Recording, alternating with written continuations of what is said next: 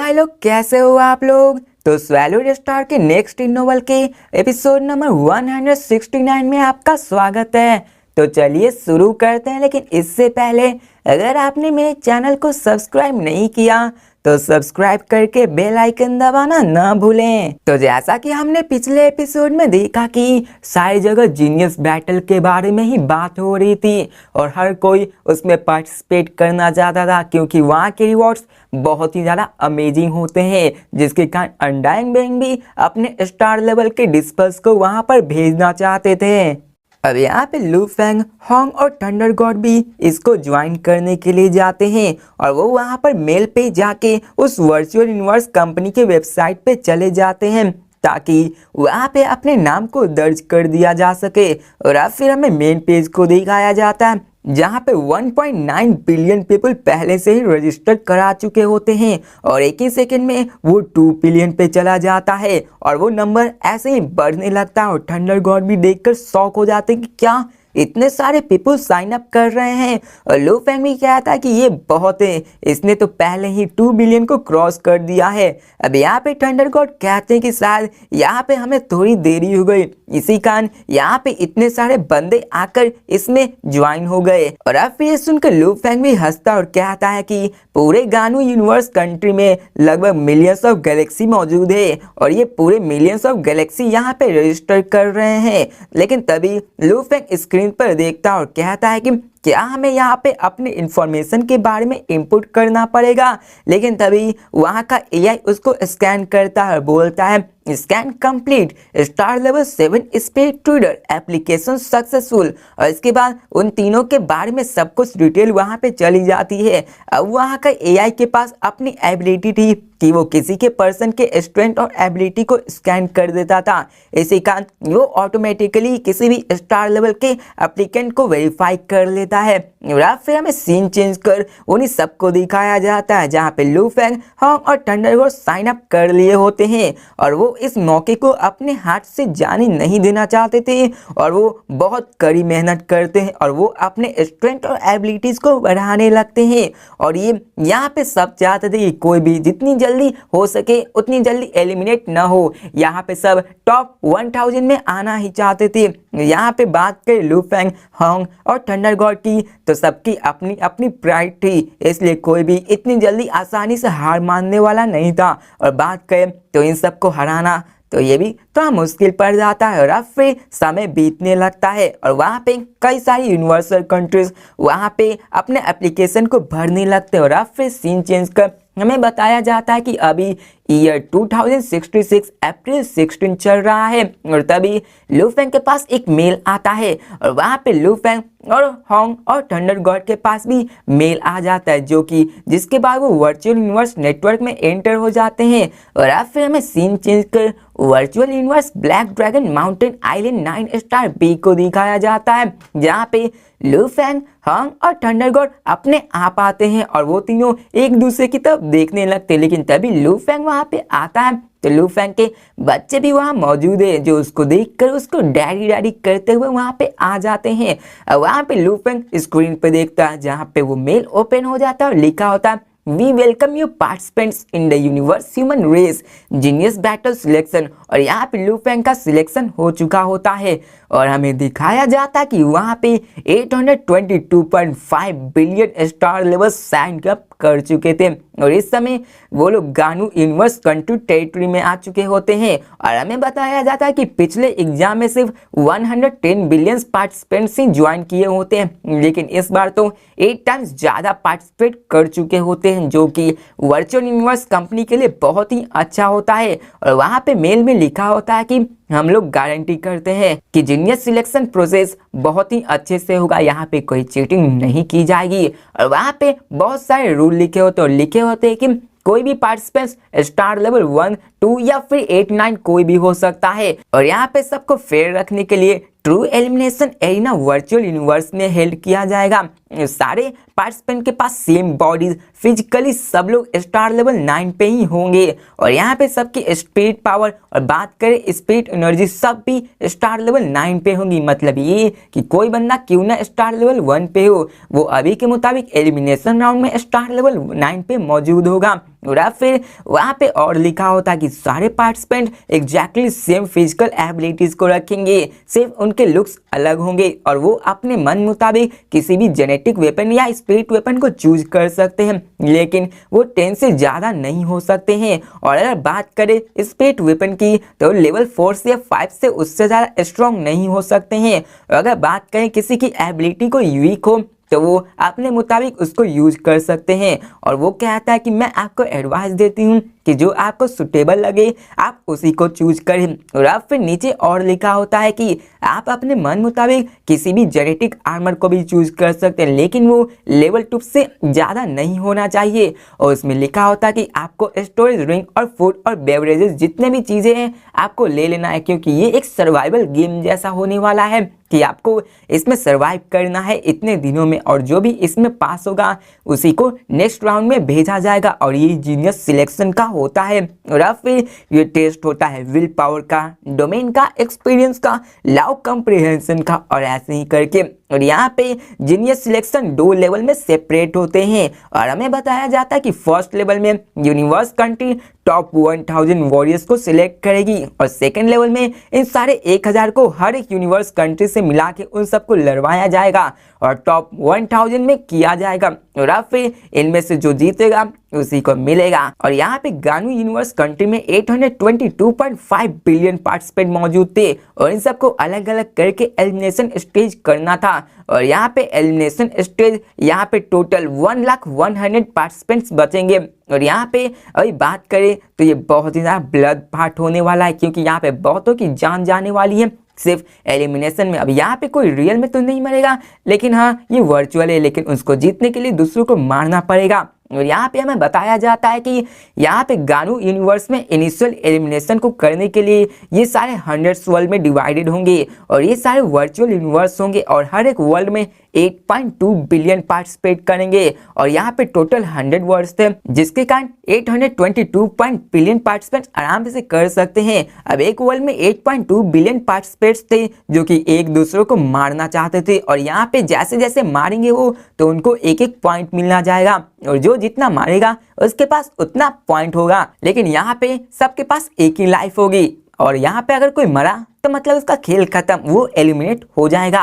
और यहाँ पे अगर बात करें पॉइंट्स के हिसाब से तो हर एक वर्ल्ड में 1001 पार्टिसिपेंट्स को चूज किया जाएगा उनके रैंक के वाइज। अब यहाँ पे टोटल 100 थे, जिसके कारण उसमें 8 बिलियन पीपुल थे, और 8 बिलियन पीपल में लड़के सिर्फ 1000 ही बचते, और यहाँ पे उन्हीं सब में से मिला के फिर से उन सबको लड़वाया जाता है, और ऐसे ही करके उन सबको और भी ज़्यादा एलिमिनेट किया जाता है, और टॉप 1000 को ही मिलेगा प्राइस, और ऐसे ही करके उन सबको भी लड़वाया जाएगा। और यहाँ पे उन सब के बारे में और भी ज़्यादा डिटेल्स लिखी हुई होती है, जिसे देखकर लू फेंग के पास इमेंस प्रेशर महसूस होता है, क्योंकि उसे पता था इतने बीच के सर्वाइव करना बहुत ही हार्ड होने वाला है। लू फेंग कहता है कि ये एलिमिनेशन राउंड बहुत ही ज़्यादा क्रेजी होने वाला है। लगभग 8.2 बिलियन पीपल एक दूसरे को मारते रहेंगे सिर्फ अपने रैंक को हायर करने के लिए। और यहाँ पे वो बोलता है कि सेकंड ब्रदर और थर्ड ब्रदर ये जीनियस बैटल बहुत ही ब्रूटल होने वाला है। यहाँ पे एलिमिनेशन ही अकेले 800 बिलियन पार्टिसिपेंट्स को करने के लिए सिर्फ यहाँ पे 800 बिलियन पार्टिसिपेंट्स को हटा के 1,01,00,000 ही बचेंगे। और हंग स्माइल करते हुए कहता है कि मैं इसे इमेजिन नहीं कर सकता हूँ कि ये कितना ज़्यादा साइको होगा, जहाँ पे पूरा वर्ल्ड खून से ही सना हुआ होगा और चारों तरफ लाशें ही लाशें होंगी। और वहाँ पे थंडर गॉड भी स्माइल करते हुए कहता है कि हाँ वहाँ बहुत सारे पीपल होंगे। लू फेंग भी ये सुनकर वो समझ जाता और उसे भी ब्लड थ्रस्ट आ जाता है, क्योंकि उसके अंदर गोल्डन हॉर्न बीस्ट की होती है, जिसके अंदर लोगों को मारने की भूख ज्यादा थी। इसी कारण लू फेंग भी अपने अंदर बहुत ज्यादा किलिंग इंटेंट को लिए हुआ था, जिसके कारण अगर वो लड़ता तो उसमें किलिंग इंटेंट बहुत ज्यादा बढ़ जाता। और फिर लू फेंग ये समझ जाता है कि उसको मारने के लिए बहुत ज्यादा मारना पड़ेगा। और यहाँ पे लू फेंग इसी के बारे में इमेजिन कर रहा होता है कि आखिर उसे एक ही बार में 10 बंदूक का सर उड़ा देना है, और आखिरकार इन सबको यही तो करना है। और अब फिर यहाँ पे उसके लिए एक मंथ बाकी था सबमिशन को क्लोज करने के लिए।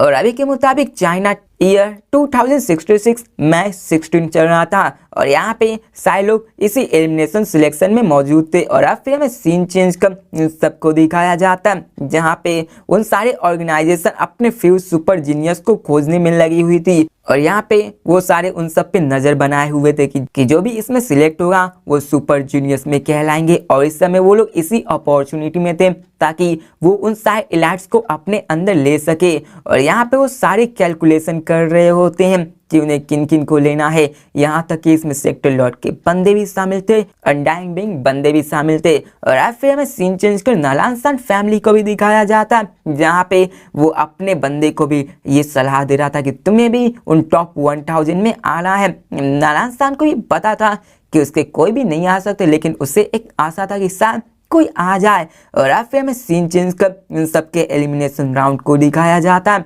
जहाँ पे आज उन सबका एलिमिनेशन राउंड होने वाला था। और अब फिर हमें सीन ऐसे ही बदला कर वहाँ पे old Ganu universe country future elites and pillars को दिखाया जाता, जहाँ पे एक ठीक वॉइस उन सबको बोलती है कि मैं तुम सबको विश करता हूँ कि तुम लोगों का नाम उस 1,100,000 नेम लिस्ट में आ जाए। और यहाँ पे वो सारे यूथ्स उसके सामने झुकते और हमें दिखाया जाता है कि वहाँ मिलियंस में स्टार लेवल के बंदे मौजूद थे। यहाँ तक कि अगर कोई अनटाइम बिंग भी उतने सारे बंदों के सामने आ जाए तो वो भी इन सबके सामने हार जाए। और फिर वो कहता है कि जाओ बच्चों, मैं तुम सबकी जीत की मनोकामना करता हूँ, तुम सब जाओ जीत के आ जाओ। वहाँ पे टोटल मिलियंस में भी स्टार लेवल के बंदे थे और वहाँ पे मिलियंस ने 100 मिलियंस स्टार लेवल के बंदे मौजूद थे। वो सारे उस बंदे के सामने झुके हुए थे। और अब फिर ऐसे काउंटलेस ह्यूमंस उन सब एलिमिनेशन बैटल को देख रहे थे। और हमें बताया जाता है कि अभी 16 मार्च चल रहा है और वहाँ पे बहुत सारे पार्टिसिपेंट्स वहाँ पे जमा होना स्टार्ट हो चुके हैं और टोटल 820 बिलियन पीपल आ चुके होते हैं। और अगर बात करें एवरी गैलेक्सी में तो वहाँ पे लेस देन 10 लाख पीपल मौजूद थे और हर एक गैलेक्सी में हजारों की संख्या में स्टार लेवल 9 थे और उनमें से स्टार लेवल 1 से 9 तक की मौजूद थे। यहाँ पे वहाँ पे सब लोग इसको साइन करते, चाहे कितनी भी लॉस क्यों ना हो, वहाँ पे वो लोग करते थे। और अब फिर वहाँ पे टोटल 820 बिलियन आ जाता है, जहाँ पे कईयों के तो लकी मीटिंग्स होते, कईयों के नेचुरल टैलेंट होते, कईयों के पास तो अपने अच्छे टीचर्स होते हैं, लेकिन कईयों के पास तो अपने पावरफुल वॉरियर्स होते हैं और वो सारे इसमें शामिल थे। और यहाँ पे वो सारे 100 वर्ल्ड में जाने वाले थे, जहाँ पे लू फेंग उन सब से पूछता है कि आखिर तुम सब किस में हम, तो थंडर गॉड कहता है कि मैं दुनिया नंबर 72 में हूँ। और यहाँ पे होंग भी कहते हैं कि मैं दुनिया नंबर 88 में हूँ, लेकिन वहाँ पे सब वो लू फेंग से पूछते हैं तो लू फेंग कहता है कि मैं दुनिया नंबर 1 में हूँ।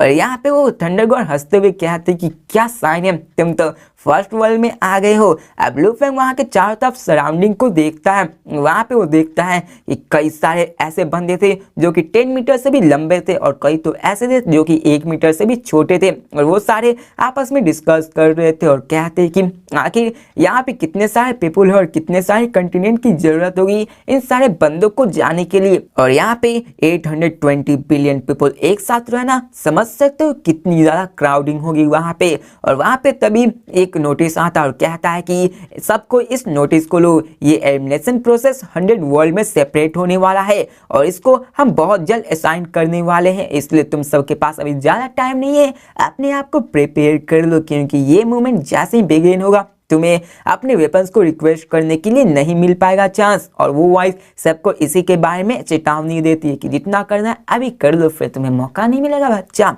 या फिर लू फेंग अपने सारी चीजों को चेक करता है और अभी के फिलहाल उसके पास लेवल 2 जेनेटिक आर्मर, अपने हेलमेट्स, बूट्स, एक storage drink in his finger और इसके पास एक shield, genetic energy, battle knife, soaring shuttle, नॉनसन आर्मर्स और ऐसे कई सारे उसके स्टोरेज में मौजूद थे। और ये सारे वर्चुअल यूनिवर्स के साथ उसके रियल लाइफ में थे जो कि वो यूज करता था। अब इन सब के बाद वहां पे काउंटडाउन स्टार्ट हो जाता है, 60 सेकंड का काउंटडाउन स्टार्ट हो जाता है और सबको वो लोग अपने आप ब्रदर्स को गुड लक बोलते हैं। लू फेंग भी सबको गुड लक बोलता है और ऐसे ही करके वो सारे टेलीपोर्ट हो जाते हैं और एक ही झटके में 820 बिलियन पीपल गायब हो जाते हैं और वो लोग अपने 100 यूनिवर्स में आते हैं, जो कि 8.2 बिलियन फाइटर्स एक एक वर्ल्ड में अपीयर होते हैं। वहां पे हमें उन सारे बंदों को दिखाया जाता जो कि कई सारे ऐसे बंदे थे जो कि अपर एचेलन से आते थे, कोई तो अनडाइंग बैंक के अंदर आते थे और वो सब एक साथ लड़ने वाले। और अब फिर हमें फर्स्ट वर्ल्ड को दिखाया जाता जहाँ पे लू फेंग टेलीपोर्टेशन के दौरान अपने विजन को ब्लर पाता है, लेकिन कुछ ही 3 सेकंड के बाद उसकी विजन क्लियर हो जाती है और अब फिर वो लू फेंग वहां पे आता है जहाँ पे वो अपने आप को एक रूम में पाता है जहाँ पे एक बेडरूम और बाथरूम सब थी। अब जैसा कि हमने पता है कि यहाँ पे एलिमिनेशन राउंड होने वाला है और ये एक सर्वाइवल गेम होने वाला है कि यहाँ पे सबको टाइम दिया जाएगा सबको सर्वाइव करने के लिए। अब यहाँ पे जैसे लू फेंग वहाँ आता है कहता है कि क्या ये फर्स्ट वर्ल्ड है, लेकिन वहाँ पे जैसे लू फेंग आता है उसकी ग्रेविटेशन फोर्स बहुत ज़्यादा होती है और अभी के मुताबिक वो इसको अनईजी फील कर पा रहा था और फिर वो अपने क्वांटम कंप्यूटर में देखता है, जिसके बाद उसके पास एक मेल आता है जिसपे उसके बारे में इंफॉर्मेशन लिखा होता है और इसमें कई सारे वर्ड्स होते हैं। Participants Lu Feng black dragon mountain empire से, points 0, kills 0, world number 1, time the elimination stage will be carry for 30 days. और ऐसे ही लिखे हुए होते हैं कि ये 30 डेज के लिए होने वाले हैं और जब समय खत्म होगा तो तुम सबके पॉइंट के मुताबिक तुम सबको विक्ट्री दिया जाएगा। और अब फिर हमें इस स्टेज के बारे में डिटेल्स दिया जाता है कि ये फर्स्ट वर्ल्ड गानू यूनिवर्स बेलू प्लैनेट से आता है जो कि अपीयरेंसेस 91 सिटीज ऑफ कंटिनेंट्स इसमें ही और यहाँ का total surface area 10.3 million square kilometre है और यहाँ पे जितने भी घर बने हुए थे वो B9 ग्रेड के मेटल्स के घर बने हुए थे और वहां पे रूल लिखे हुए थे कि एक ओपोनेंट को मारने पे तुम्हें 1 पॉइंट मिलेंगे और ऐसे यहाँ पे अगर किसी तुमने और पार्टिसिपेंट्स को मारा जिसने और भी पार्टिसिपेंट्स को मारा हुआ है तो तुम उसके पॉइंट्स को गैदर कर सकते हो। और यहाँ पे एक और रूल था कि अगर तुम्हारे पास पॉइंट्स और तुम मारे गए लेकिन तुम्हारे पास इतने पॉइंट्स है कि तुम उन टॉप 1000 बंदों में आ सको तो फिर भी तुम इसमें रह सकते हो या हो ना सको कि तुम मारे ही क्यों ना जाओ, लेकिन फिर भी तुम्हारे पॉइंट्स के मुताबिक ही तुम्हें जज किया जाएगा। और वहां पे लिखा होता है कि एक अर्जेंट रिमाइंडर, तुम सबके पास एक ही लाइफ है, इसका मतलब मारे गए तो तुम सबका खेल खत्म और यहाँ पे तुम अपने सारे हाफ पॉइंट को लूज कर दोगे, मतलब कि अगर तुम्हारे पास 2 पॉइंट है तो मरने के बाद 1 हो जाएंगे। और यहाँ पे उन सारे के रैंकिंग के बारे में लिखा होता है। अब लू फेंग उसी लिविंग रूम में खड़ा होता है और फिर उन सारी इंफॉर्मेशन को पढ़ने के बाद वो एक लंबी सांस से पढ़ता है और वो कहता है कि यहाँ तो टोटल 10.3 मिलियन स्क्वायर किलोमीटर का एरिया है और अगर बात करी जाए तो चाइना कॉन्टिनेंट वो सिर्फ 9.6 मिलियन स्क्वायर किलोमीटर है जो कि यहाँ के मुताबिक बहुत कम है। अब यहाँ पे 8.2 बिलियन पीपल एक ही साथ आ जाते हैं जो कि बहुत ज़्यादा डेंसिटी हाइक कर जाता है। लू फेंग वहाँ की ग्रेविटी को एनालाइज करने लगता है और हमें बताया जाता है कि ये ग्रेविटी अर्थ के मुकाबले 10,000 टाइम्स ज़्यादा थी। अब लू फेंग वहां के कप को उठाता है। अब जैसे ही लू फेंग उस कप को उठाता है अपने फोर्स से उसको तोड़ने की कोशिश करता है, लेकिन जैसा कि वो B9 ग्रेड से बना हुआ था उसी कारण वो उसको उतनी आसानी से क्रैक नहीं कर पाता है। लू फेंग भी इंफॉर्मेशन को करेक्ट मानता है कि यहाँ का हर एक चीज B9 ग्रेड से बनी हुई थी। लू फेंग वहां देखता है कि यहाँ पे 10,000 टाइम्स ग्रेविटी होने के कारण उसे थोड़ा सा चलने में मुश्किल हो रही थी और फिर वो बालकनी के बाहर जाके उन सारे नज़ारे को देखने लगता है जहाँ पे बहुत ही लग्जूरियस पोस्ट सिटी होती है। वहाँ पे स्काई स्क्रैपर सारी चीज़ मौजूद होते हैं और वो बहुत ही रियल लग रहे होते हैं। और अब फिर वहाँ पे लू फेंग देखता है कि यहाँ पे सारे लोग आ चुके हैं और आते ही वो सारे लड़ने लगते हैं और हमें दूर के डिस्टेंस को दिखाया जाता जहाँ पे पहले से ही लड़ाई स्टार्ट हो चुकी होती है। लू फेंग उसकी तरफ देखता है जहाँ पे बहुत बड़े स्काई क्रैपर्स के ऊपर टॉप लेवल पे 1 लेवल विंडो पे वहाँ पे 2 ह्यूमंस आपस में लड़ाई कर रहे होते हैं। वहाँ पे वो सारे एक दूसरे से लड़ रहे होते हैं और वो दोनों एक दूसरे से ही लड़ाई करके एक को बंदे को मार देते हैं। अब यहाँ पे अगर कोई स्टार लेवल 9 का बंदा किसी प्लानिट पे लड़ रहा होता तो वो पूरे सिटी को ही डिस्ट्रॉय कर पा रहा था। इसी कारण यहाँ पे वर्चुअल यूनिवर्स कंपनी ने बेसिकली बिल्डिंग मटेरियल्स को B9 ग्रेड से बनाया हुआ था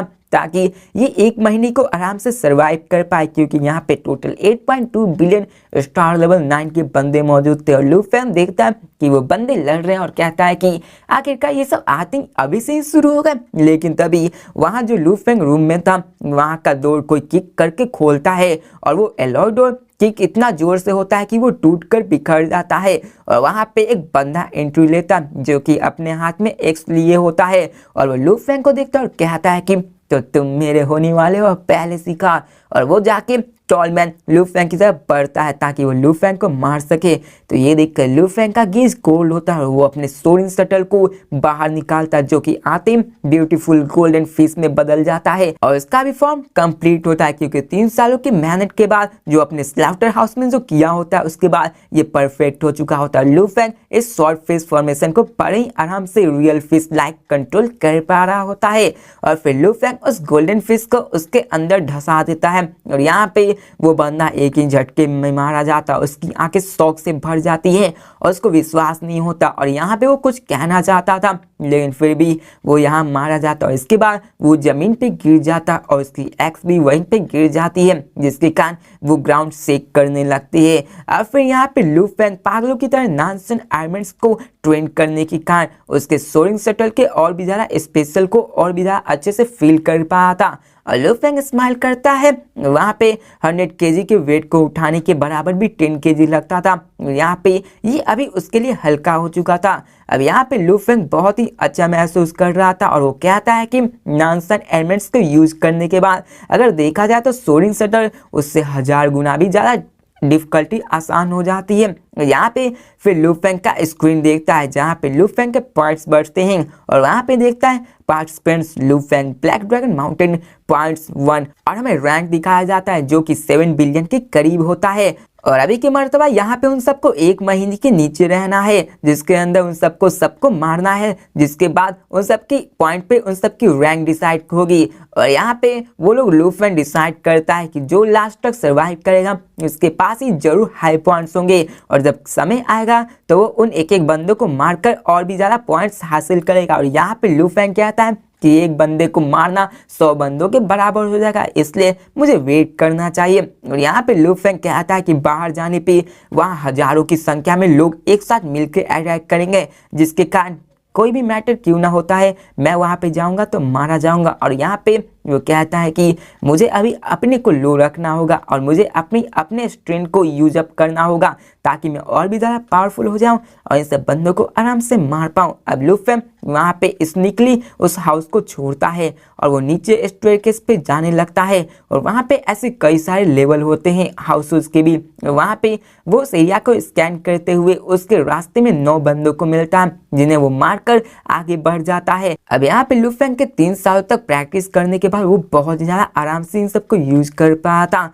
लू फेंग बहुत ज़्यादा पावरफुल भी हो गया था और उसकी इनक्रेडिबल स्पीड बहुत ज़्यादा थी इस 3 सालों में। और अभी के दरमियान उसके पास कोई डोमेन भी नहीं थी, लेकिन उसके पास अभी लेवल 5 डोमेन भी आ चुकी थी और वो basic level of golden law origin को भी सीख किया था, जिसके कारण लू फेंग की स्ट्रेंथ बहुत ज़्यादा बढ़ चुकी थी, जो कि अनबिलीवेबल रेट होती है। यहाँ तक कि अगर बात करें हॉन्ग और थंडर गॉड की तो वो भी इसके सामने कुछ नहीं थे। और यहाँ पे अगर सोरिंग शटल को गोल्डन स्वॉर्डफिश में बना दिया जाए और इसके ट्रेड गोल्डन प्रिंसिपल से मिला दिया जाए तो यहाँ पे किसी भी ओपोनेंट्स को आराम से हराया जा सकता है।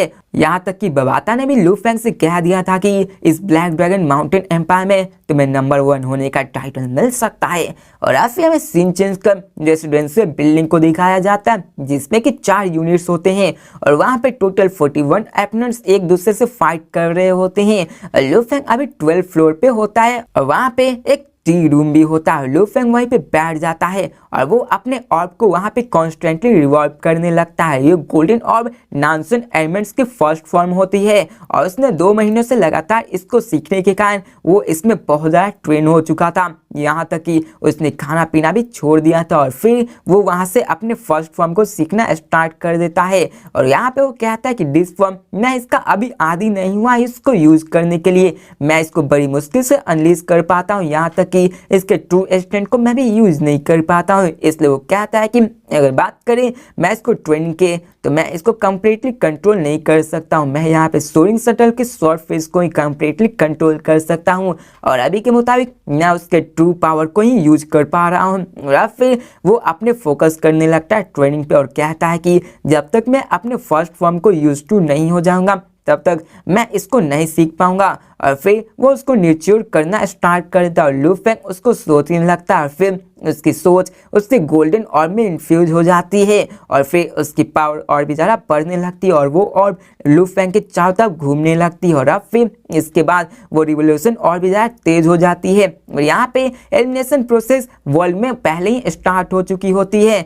लू फेंग अपना कंट्रोल कर रहा होता है उस रेसिडेंशियल बिल्डिंग में और अपने हॉर्निंग स्किल को और भी ज़्यादा बढ़ा रहा होता है ताकि वो इसे अपने ट्रम्प कार्ड की तरह यूज कर सकता है, ताकि अगर कोई भी अगर उससे ज़्यादा पावरफुल बंदा आ गया तो वो उसको अपने इस नॉनसेंस आर्मी की मदद से उसको मारकर उससे एलिमिनेट कर सके। और यहाँ पे उसके पास ज़्यादा टाइम नहीं था क्योंकि यहाँ पे मास्कर स्टार्ट होने वाला था। अब हमें फिर फर्स्ट वर्ल्ड को दिखाया जाता जहाँ पे कई सारे पार्टिसिपेंट्स एक दूसरे से लड़ रहे होते, कई तो ग्राउंड लेवल पे लड़ रहे होते, कई तो हाइट पे लड़ रहे होते ऊपर आसमान में। और यहाँ पे बहुत सारे इनविजिबल बैरियर भी होते जिसके बाहर वो लोग नहीं जा सकते हैं। और अब फिर हमें उस बैरियर के ऊपर दिखाया जाता है जहाँ पे एक यूनिवर्सल शिप फ्लाई कर रहा होता है स्लोली। और वहाँ पे उस सिंगल रूम में लुओ होंगुओ, गोंग सिन लान जूजिन और उसके दोनों बच्चे भी होते हैं, और उसके साथ जूजिन के बड़ा भाई जू गैंग और उसकी फैमिली भी हुई होती है। अब यहाँ पे वो बैटल ब्रॉडकास्ट नहीं हो रही होती है, और यहाँ पे अगर उनको देखना है तो उनको पैसे करके उनके बैटल को देख सकते हैं, वो भी कॉस्ट बहुत ज़्यादा हाई होता है। यहाँ पे जूजिन हंसते हुए कहती है कि बिग ब्रदर यहाँ पे अगर बात करें तो ये नॉर्मल ब्रॉडकास्ट नहीं है, यहाँ पे 8.2 बिलियन पीपल एक साथ ब्रॉडकास्ट को देख रहे हैं, आखिर इन सबको एक साथ कैसे देखा जा सकता है। अगर बात करें एक्सटर्नल इमेज सिमुलेटर की तो ये बहुत ही मुश्किल है। यहाँ पे जूजिन उन सबको देख रही होती है, और यहाँ पे वो उन सारे पार्टिसिपेंट्स को बड़े ही क्लियरली देख पा रहे होते हैं क्योंकि अभी वो बाहर से इन सबको देख पा रहे होते हैं। और यहाँ से उन्हें ऐसे कई सारे बंदे भी दिख रहे थे जो कि बिल्डिंग्स में छिपे हुए थे और वो उन सबको देख नहीं पा रहे थे। तो वह लोग इसी के साथ ये वीडियो भी खत्म होती है। तो मिलते हैं नेक्स्ट वीडियो में और देखते हैं कि क्या लू फेंग उन सब में टॉप 1000 में आ पाता है या फिर नहीं। क्या लू फेंग पे कोई स्नीक अटैक करके उसको मार देता है या फिर उसके साथ कुछ अनहोनी होने वाला है। क्या लू फेंग को यहाँ पे टक्कर देने वाला फिर मिलेगा या फिर नहीं। तो ऐसे ही सवालों के जवाब पाने के लिए चलो नेक्स्ट वीडियो में मिलते हैं, तब तक के लिए बाय।